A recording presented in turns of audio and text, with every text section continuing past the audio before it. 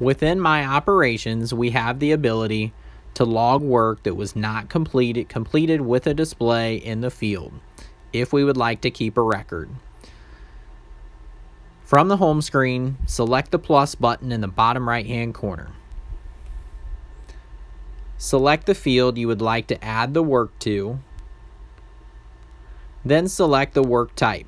In this example, I'm going to select seating. Select the variety you would like to record, then enter a target rate. Next, you will need to add a date the work was completed.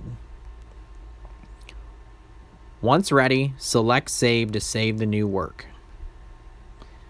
Manually recorded work will show up just like any other work done with a display.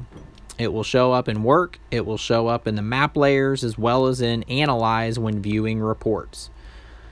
A seating operation also works with Variety Locator and can be saved to a combine to utilize in the fall.